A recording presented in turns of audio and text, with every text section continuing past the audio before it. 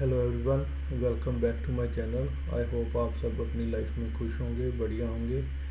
आज main topic हमारा valid order block पे रहेगा, क्योंकि मोस्टली लोगों को वैलिड ऑर्डर ब्लॉक में दिक्कत आती है। वो कोई भी ऐसा पैटर्न देखते हैं और वो समझते हैं ये ऑर्डर ब्लॉक है और मार्क करते हैं, और मतलब वो ऑर्डर ब्लॉक टूट जाता है ईजिली। सो मेन ये टॉपिक रहेगा हमारा। और दूसरा हम एफ के बारे में मैं बता दूंगा, बट ये एफ हम जितना सिंपल रख सकें उतना बढ़िया है। सो मैं बताऊंगा, बट इन शॉर्ट मेन हम वैलिड ऑर्डर ब्लॉक पे बात करेंगे। तो लेट्स स्टार्ट। एफ पे बात करते हैं। कोई भी रेंज जिसकी फर्स्ट कैंडल की विक और थर्ड कैंडल की लो साइड की विक, जो ये थर्ड कैंडल की विक है, वो आपस में टैप ना करें। इसका हाई ना टैप करे और थर्ड कैंडल का लो ना टैप करे। जो बीच में रेंज आती है उसको फेयर वैल्यू गैप बोलते हैं।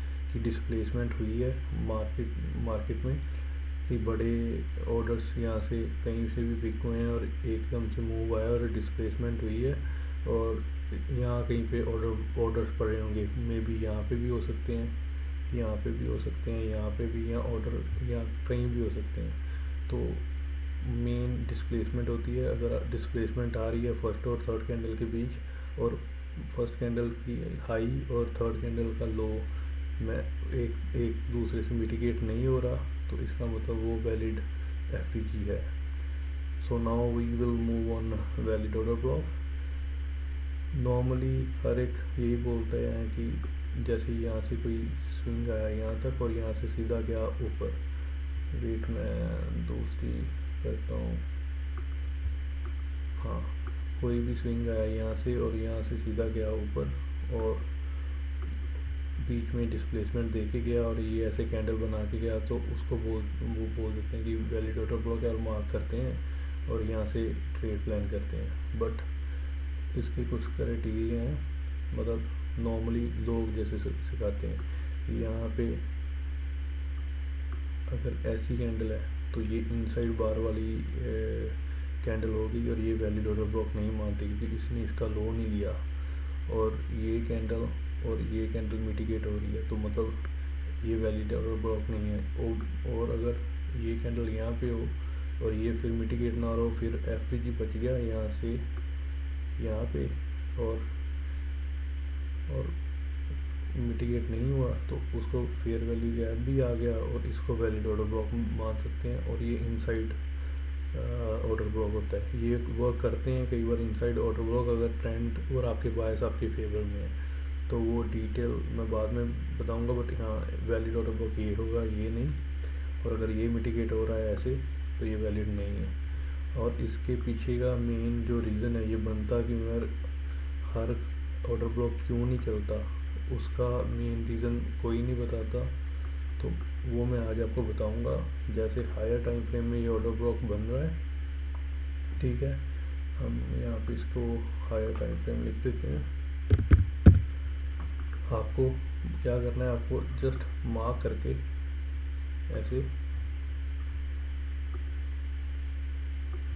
ऐसे मार्क करके हायर टाइम फ्रेम का ऑर्डर ब्लॉक, आपको यही ऑर्डर ब्लॉक पे लोअर टाइम फ्रेम में देखना क्या आता है।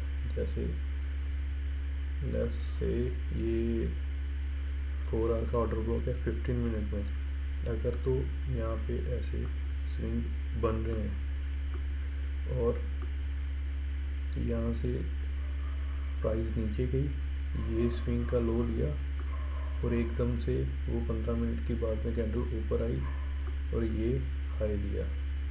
अगर तो ये ऑर्डर ब्लॉक में ये चीज़ें हो रही हैं कि ये सेल साइड लिक्विडिटी ले ली और देन ये बाय साइड लिक्विडिटी भी ले ली, तो ये विद डिस्प्लेसमेंट, तो ये वैलिड ऑर्डर ब्लॉक है ये वाला। और अगर इसमें आपको कोई डिस्प्लेसमेंट नहीं दिख रही, कोई फेयर वैल्यू गैप नहीं, जैसे मैंने आपको बताया लोअर टाइम फ्रेम पे नहीं है, सब टैप्ड है, तो ये वैलिड ऑर्डर ब्लॉक नहीं है, इसके अंदर कुछ भी नहीं है, ये टूटेगा ही टूटेगा। तो मोस्टली लोग बस मतलब मेनली उन्होंने नाम दिए हुए हैं, बट ये प्योर प्राइस एक्शन है। अगर तो वैलिड ऑर्डर ब्लॉक आप तभी मानो अगर ये चीज़ में ऐसी चीज़ें हुई हैं लोअर टाइम फ्रेम पे। अगर ऐसी चीज़ें नहीं हुई, कोई स्विंग नहीं टूटा या बस स्विंग सीधा नीचे आया ऐसे लोअर टाइम फ्रेम पे भी, और ऊपर क्या, वेट, और ऊपर क्या सीधा ऐसे, और यहाँ पे जो भी ऑर्डर ब्लॉक्स हैं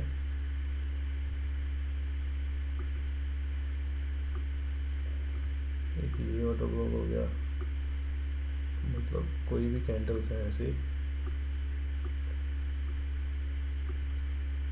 वही, और जो इनकी विक्स हैं ये थर्ड की विक और ये फर्स्ट की विक आपस में मिटिगेटेड है लोअर टाइम फ्रेम में। 1 मिनट मैं यहाँ पे लोअर टाइम फ्रेम भी लिख देता हूँ, आपको इजी रहेगा। ओके, नाउ अगर ये ऑर्डर ब्लॉक ऐसे की बजाय सिर्फ ऐसा है कि उनकी लोअर टाइम फ्रेम में ये ऑर्डर ब्लॉक ऐसा है कि उनकी फर्स्ट कैंडल की विक और थर्ड कैंडल की लोअर साइड की विक, इसका हाई विक का और थर्ड कैंडल का लो मिटिगेट हो रहा है, ये ऑर्डर ब्लॉक किसी काम का नहीं है, ये टूटेगा ही। 80% लोग ये चेक ही नहीं करते, बस मार्क करते हैं और टूट जाता है और बोलते हैं वर्क नहीं कर रहा। तो आपको रिफाइन करना पड़ेगा, ये चीज़ें देखनी पड़ेंगी अंदर क्या हो रहा है उसके, और उसी अगर आप जो मैंने आपको पहले बताया कि अगर इसकी जगह पे मैं कैंडल्स थोड़ी सी बड़ी कर दूं और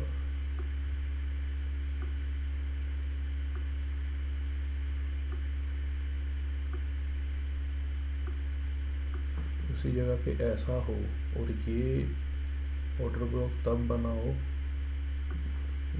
जब पीछे से कोई इसने लिक्विडिटी स्वीप की है, जैसे ये प्राइस एक्यूमुलेट कर रही है और उसने ये लिक्विडिटी स्वीप की ये ऑर्डर ब्लॉक ने, और बाद में प्राइस अप जाने लगा ऐसे करके, फिर ये एफवीजी में आया टैप हो गया और ऊपर। अगर तो